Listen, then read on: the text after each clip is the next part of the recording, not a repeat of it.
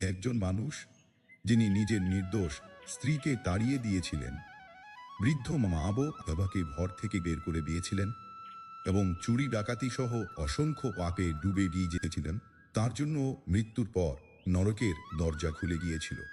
কিন্তু ঠিক সেই মুহূর্তে এমন এক অলৌকিক ঘটনা ঘটল, যা দেখে স্বয়ং যমদূতরাও স্তব্ধ হয়ে গেল। কেন একজন মহাপাপীকে মোক্ষে করতে বৈকুণ্ঠ থেকে নেমে এলেন বিষ্ণুদূত? মৃত্যুর শেষ মুহূর্তে তিনি এমন কোনো শব্দ উচ্চারণ করেছিলেন, যার শক্তির সামনে নরকের সমস্ত শাস্তি ব্যর্থ হয়ে গেল। আজ আমরা শুনব শ্রীমদ্ ভাগবত পুরাণে বর্ণিত অজামিলের সে বিস্ময়কর কাহিনী, যা আমাদের শেখায় ভগবানের নামের অসীম মহিমা। ভিডিওটি শেষ পর্যন্ত অবশ্যই দেখুন। চলুন সেই গল্প শুরু করি। নমস্কার প্রিয় শ্রোতা বন্ধুরা, অনেক দিন আগের ঘটনা। একজন মানুষ যে নিজের নির্দোষ স্ত্রীকে তাড়িয়ে দিয়েছিল, বৃদ্ধ মা বাবাকে ঘর থেকে ধাক্কা মেরে বের করে দিয়েছিল, চুরি ডাকাতি আর পাপাচারে ডুবে গিয়েছিল। মৃত্যুর পর যার জন্য নরকের দরজা খুলে গিয়েছিল, যমদূতরা যখন তার মাত্রাকে টেনে নিয়ে যাচ্ছিল, তখন হঠাৎ এমন কিছু ঘটল, যা দেখে স্বয়ং যমদূতরাও স্তব্ধ হয়ে গেল। বৈকুণ্ঠ থেকে নেমে এলো ভগবান বিষ্ণুর দূতেরা এবং তারা যমরাজের আদেশ মানতে অস্বীকার করলেন। কিন্তু কেন? একজন মহাপাপীকে বাঁচানোর জন্য স্বয়ং ভগবান কেন হস্তক্ষেপ করলেন?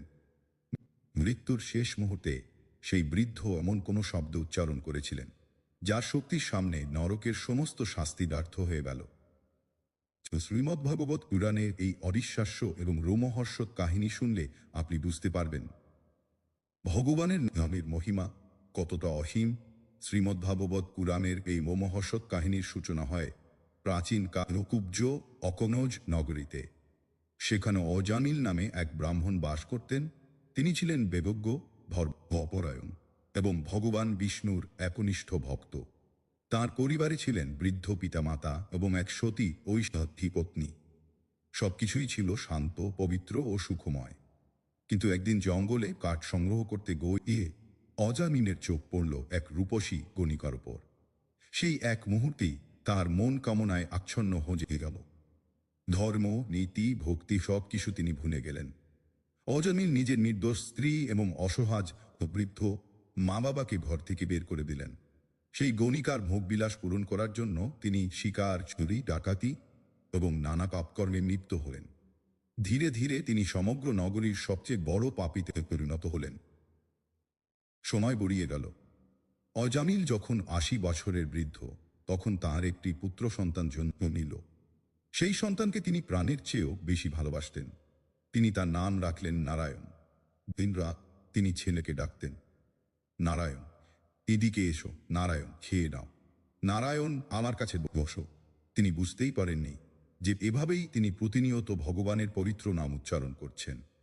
এরপর একদিন এলো সেই ভয়ঙ্কর মৃত্যুর রাত। মৃত্যুসজ্জায় শায়িত অজামিলের সামনে হঠাৎ ৩ ভয়ঙ্কর যমদূত আবির্ভূত হল। তাদের রূপ ছিল ভীষণ ভয়ঙ্কর। তারা মুহূর্তেই তাহার গলায় ফাঁস করিয়ে আততাকে টেনে বের করতে শুরু করল। অসহ্য যন্ত্রণায় কাতর অজামিল চিৎকার করে উঠলেন, নারায়ণ, নারায়ণ। তিনি আসলে নিজের ছোট ছেলেকে ডাকছিলেন, কিন্তু বৈকুণ্ঠে নিরাজমান ভগবান সেই ডাককে নিজের আমের আহ্বান হিসাবে গ্রহণ করলেন। সঙ্গে সঙ্গে পুরো কক্ষ এক অপার্থিব জ্যোতিতে ভরে উঠল। সেখানে আবির্ভূত হলেন ৪ জন দিব্যদেহধারী বিষ্ণুদূত।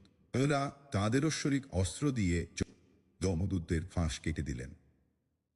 যমদূতরা ক্রোধে বলল, এই ব্যক্তি মহাপাপী, নরকই তার প্রাপ্য। তখন বিষ্ণুদূতরা গম্ভীর কণ্ঠে বললেন, সে মৃত্যুর শেষ মুহূর্তে ভগবান নারায়ণের নাম উচ্চারণ করেছে। ভগবানের পবিত্র নামের শক্তি জন্মজন্মান্তরের পাপ মুহূর্তের মধ্যে দগ্ধ করে দিতে সক্ষম।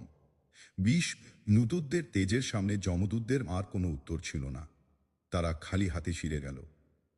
যমদূত ও বিষ্ণু উদূত অন্তর্ধান করার পর অজামিলের চেতনা আবার শরীরে ফিরে এলো। মৃত্যুর মুখ থেকে ফিরে এসে তিনি নিজের জীবনের সমস্ত পাপের কথা স্মরণ করলেন। গভীর অনুতাপে তাহার হৃদয় ভেঙে পড়ল। সেই মুহূর্তেই তিনি এই গণিকা ও সংসার ত্যাগ করে সরাসরি হরিদ্বারে চলে গেলেন।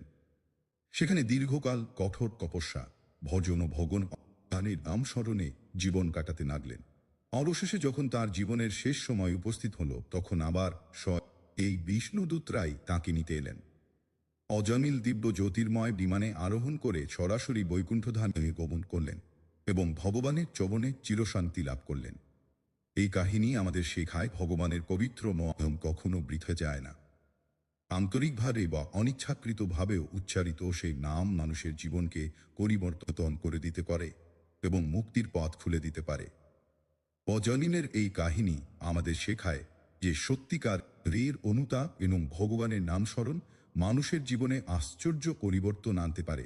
যদি এই ভিডিওটি আপনাদের ভালো লেগে থাকে তাহলে ভিডিওটি লাইক করুন, আপনার বন্ধু ও পরিবারের সঙ্গে শেয়ার করুন এবং আমাদের চ্যানেলটি সাবস্ক্রাইব করুন।